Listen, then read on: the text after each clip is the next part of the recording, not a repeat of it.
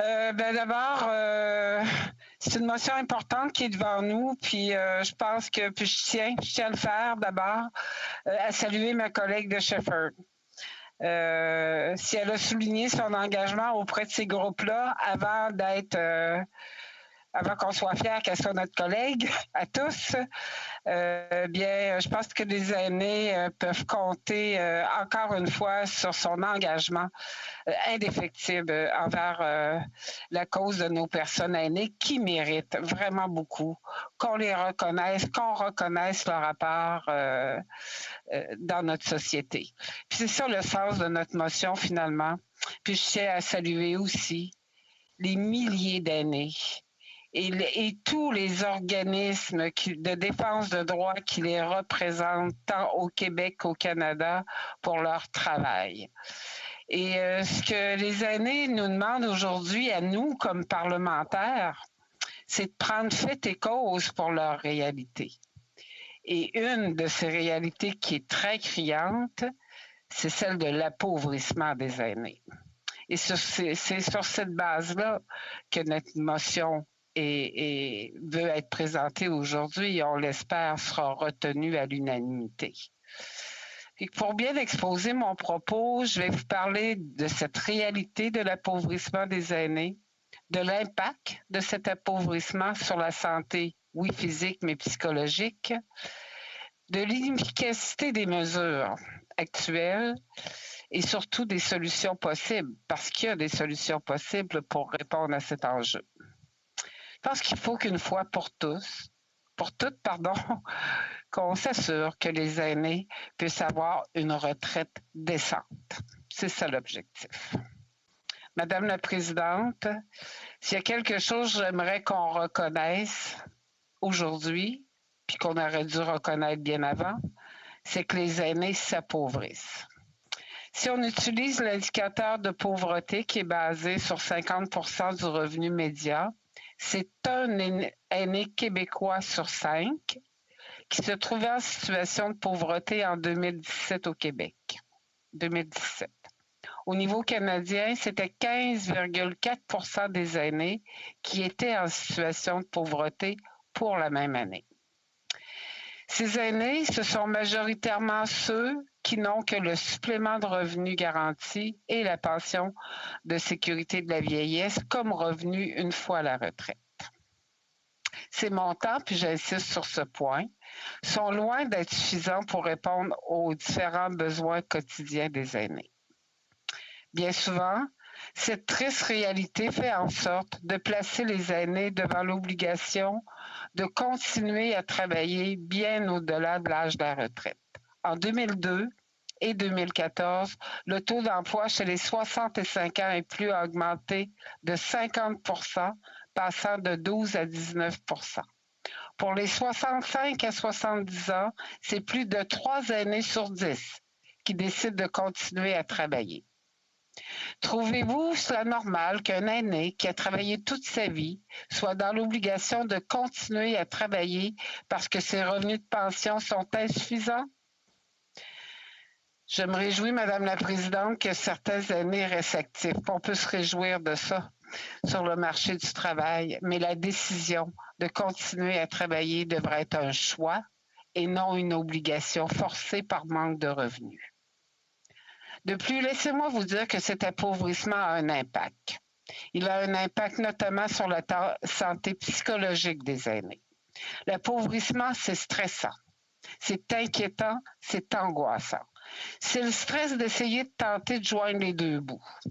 C'est l'inquiétude de ne pas être en mesure de subvenir à ses besoins actuels et futurs.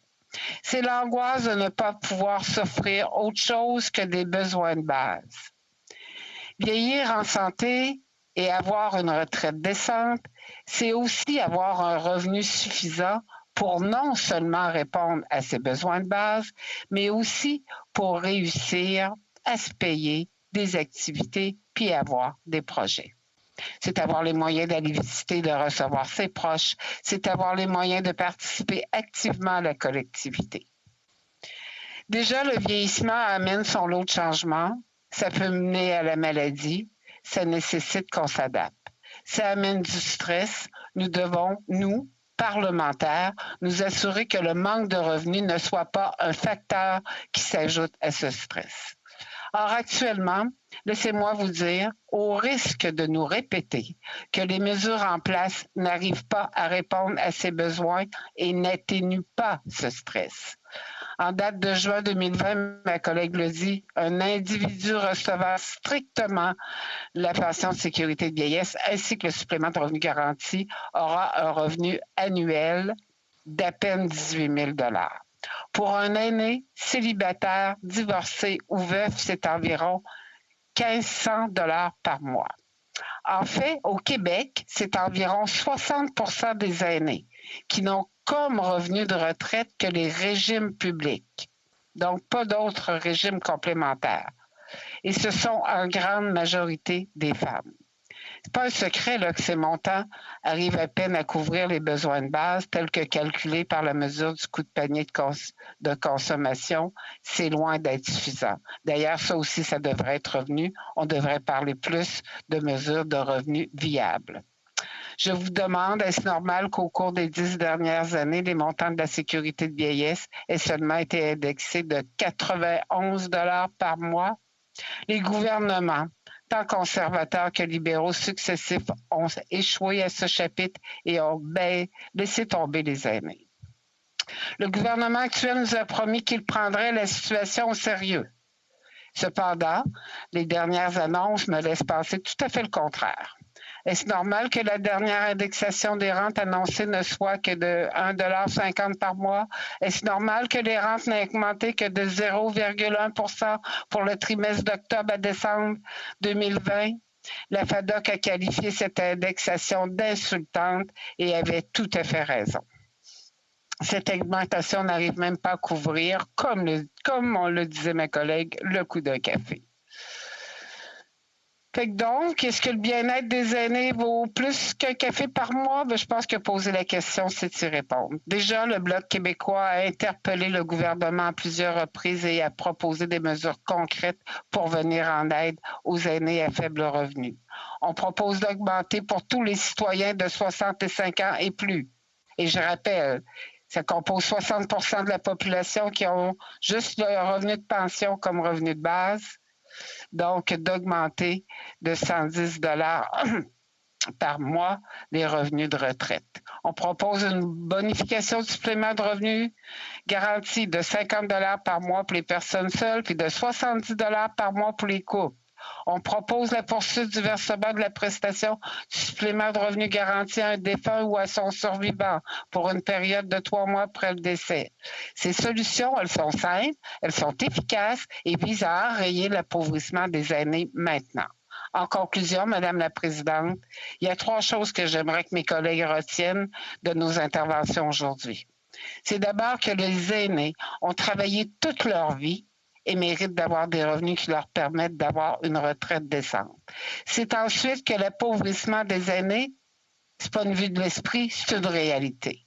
Et que cet appauvrissement s'est amplifié avec la pandémie et qu'aujourd'hui, des milliers d'aînés sont dans le besoin et s'inquiètent de leur avenir, même au-delà de la pandémie. Je pense que comme parlementaires, on a le devoir de prendre cette situation au sérieux.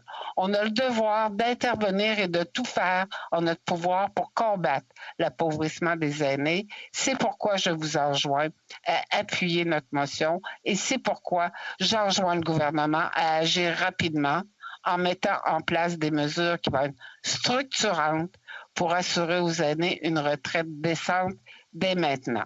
Personne n'a avantage à appauvrir les aînés, Madame la Présidente.